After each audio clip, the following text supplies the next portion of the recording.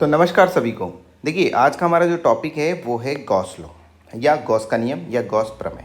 Basically Gauss law या Gauss का प्रमेय जो है उसका उपयोग क्या है, पहले तो हम ये समझ लेते हैं।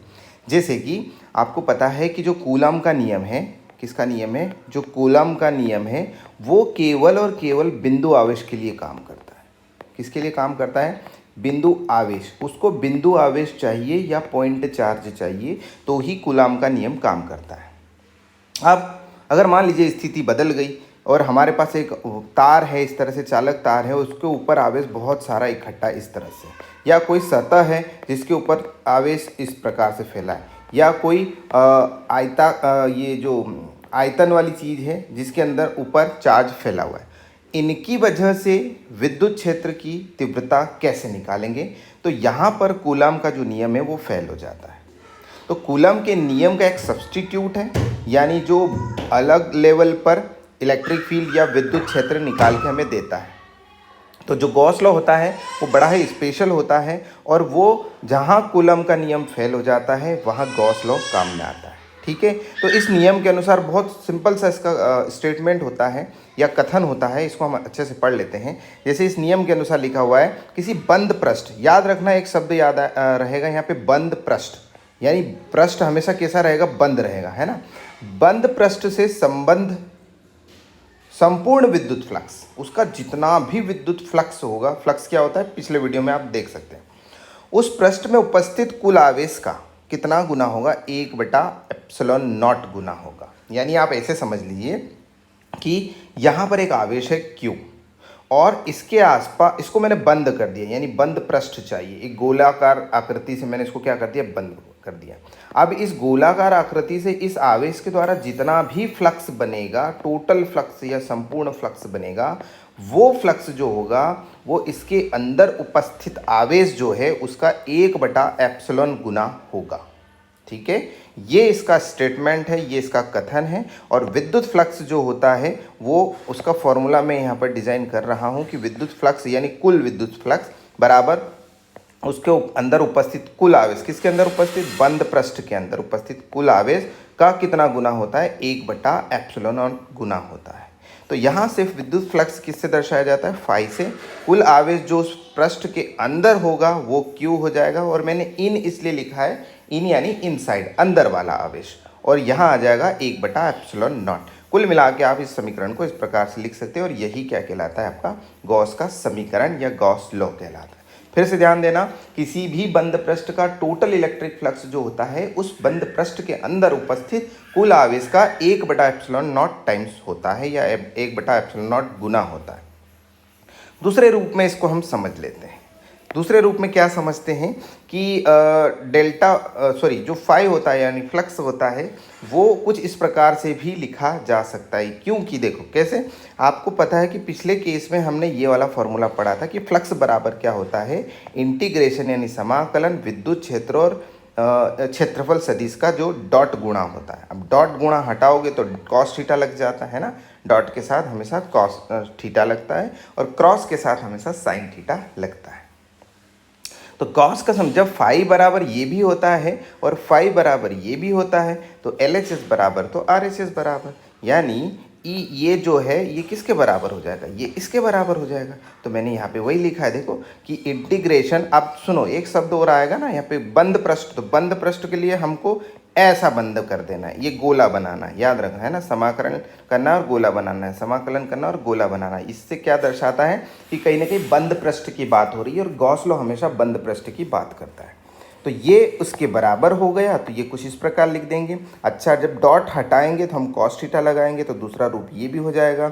यानी कुल मिला के जो फ्लक्स होगा वो समाकलन बंद पृष्ठ के साथ E.ds हो सकता है।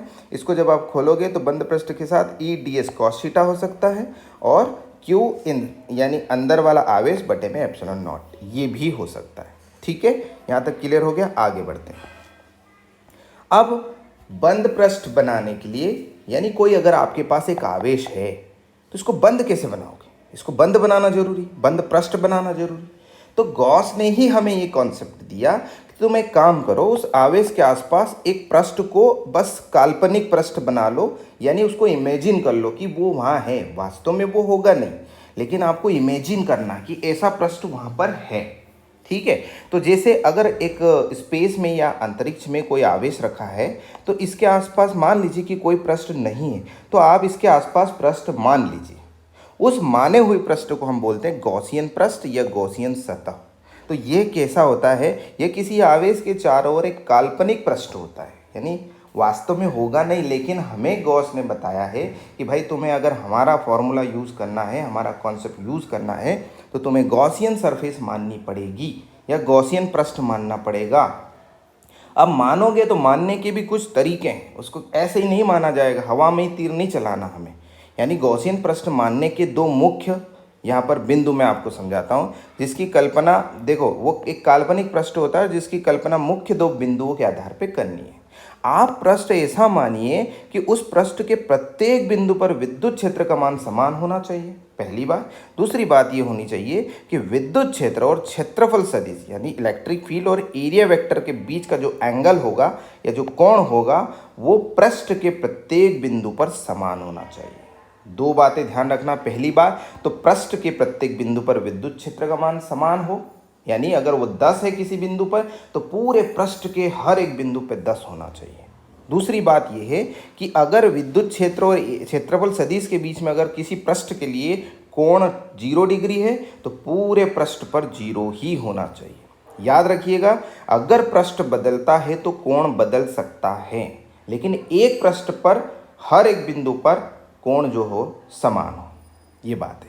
उदाहरण के तौर पर हम यहाँ पर 3 डायग्राम आपको समझाते हैं। पहला डायग्राम ये है कि जब एक बिंदु आवेश है, अब इसके आसपास एक पृष्ठ बनाना है, तो कैसे बनाया जाए भाई, ऊपर वाली शर्तों को ध्यान में रखते हुए बनाना है। तो इसको देखो आप, इसको अगर बिंदु आवेश है तो मैंने गोलाकार एक पृष्ठ ले लिया। अगर मैं गोलाकार नहीं लेता तो क्या लेता, मैं कोई और लेता, जैसे मान लीजिए ऐसा है तो इसके आसपास मैं कैसा भी लग सकता था कि ये प्लस आवेश है और इसके आसपास मैंने ऐसा ले लिया। क्या ये सही होता? बिल्कुल नहीं होता। क्यों? क्योंकि इस आवेश से इस कोने की दूरी अलग है और इसी आवेश से यहाँ की दूरी अलग है, इसी आवेश से यहाँ की दूरी। अब आवेश से दूरियाँ अलग अलग हो जाए तो हमको विद्युत क्षेत्र का समीकरण याद करना है KQ/R²। अब अगर R अलग अलग आ जाएगा तो विद्युत क्षेत्र भी हर एक बिंदु पे अलग आएगा, जो कि गलत हो जाएगा। तो हम क्या करते हैं, इसके आसपास एक गोलाकार पृष्ठ मान लेते हैं, जिससे पृष्ठ की जो केंद्र से जो दूरी होगी वो सभी तरफ बराबर होगी और बराबर होने की वजह से विद्युत क्षेत्र इसके हर एक बिंदु पर समान हो जाएगा और हमारी पहली शर्त जो है वो फुलफिल हो जाएगी। पृष्ठ की बात करें तो इसमें केवल एक सिंगल पृष्ठ है जो गोलाकार है। अब अगर विद्युत क्षेत्र की बात करें तो केंद्र से ऐसे बाहर की तरफ त्रिज्या के अनुरूप बाहर निकलता है।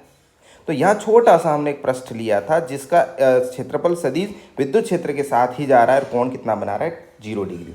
यानी हर एक बिंदु पर 0 डिग्री बनाएगा, यानी हमारी दूसरी शर्त भी सही हो गई। अब मान लीजिए कि आवेश अगर एक तार के रूप में मिल गया, तब क्या करें? अब तो हम इसका गोला नहीं बना सकते, क्योंकि अगर गोला बनाया मान लीजिए तो यहाँ से दूरी इस आवेश की अलग है, इस आवेश की अलग है, इस आवेश की अलग है, सब जगह से अलग अलग हो जाएगी, तो प्रॉब्लम फिर आ जाएगी। तो हम क्या करते हैं, इस तार के आसपास एक सिलेंडर को इमेजिन करते हैं, एक बेलन को इमेजिन करते हैं। तो बेलन का जो वक्राकार पृष्ठ होता है या जो कर्व्ड सरफेस होती है वो सेंटर से बराबर दूरी पर होने की वजह से उसके हर एक बिंदु पर जो विद्युत क्षेत्र का मान होगा वो समान होगा। और अगर आप छोटा सा एरिया लेंगे तो उससे निकलने वाला क्षेत्रफल सदिश विद्युत क्षेत्र के साथ हमेशा 0 डिग्री बनाएगा, जो कि दूसरी शर्त को प्रूफ करता है। लेकिन याद रखना, बेलन में 2 सतहें और होती है, एक ऊपर वाली और एक नीचे वाली। तो ऊपर वाली के लिए क्षेत्रफल सदिश ऊपर चला जाएगा, लेकिन विद्युत क्षेत्र इधर जा रही है तो कोण का मान होगा 90 डिग्री उस पृष्ठ के साथ। तो ऊपर भी 90 डिग्री बनेगा, नीचे भी 90 डिग्री बनेगा। लेकिन याद रखना, फ्लक्स जो है, विद्युत फ्लक्स आपको केवल वक्राकार पृष्ठ ही देगा। ऊपर वाला पृष्ठ कोई फ्लक्स नहीं देगा, नीचे वाला पृष्ठ कोई फ्लक्स नहीं देगा।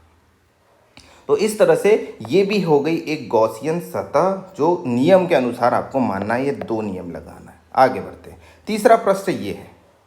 ये पृष्ठ कैसा है कि ये एक प्लेट की भांति है, एक प्लेट है, एक कागज की भांति है। तो उस कागज में बहुत सारा आवेश फैला हुआ है। अब हम इसको कैसे पृष्ठ माने? अब तो हम इसको सिलेंडर या बेलन में भी बंद नहीं कर सकते या इसको गोलाकार भी नहीं ले सकते। तो हम क्या करते हैं, इसके केंद्र से, इसके केंद्र में कुछ जो आवेश है वहाँ से एक सिलेंडर को या एक बेलन को इमेजिन करते हैं। समझना, तो याद रखना, ये थोड़ी देर के लिए आप इमेजिन करो कि ये जो मैंने बताया कि अगर बिंदु आवेश है तो गोलाकार, अगर रेखीय आवेश है तो सिलेंडर यानी बेलन, और अगर पृष्ठीय आवेश है तो आपको बेलन ही लेना है, लेकिन बेलन उस कागज के केंद्र से होकर अंदर बाहर दोनों तरफ निकलेगा। ठीक है। अब ये टॉपिक आपको गॉस के जो अनुप्रयोग पढ़ाऊंगा उसमें सबसे बेस्ट इसका डेरिवेशन हम करेंगे, और आगे भी काम आता है। जब संधारित्र पढ़ते हो तो पूछा जाता है कि दो प्लेट के बीच में कितना विद्युत क्षेत्र होता है, तो यहीं से निकल के आता है सिग्मा बाय एप्सिलॉन नॉट। तो डेरिवेशन करेंगे हम गॉस लॉ के अनुप्रयोग में। तब तक के लिए बाय।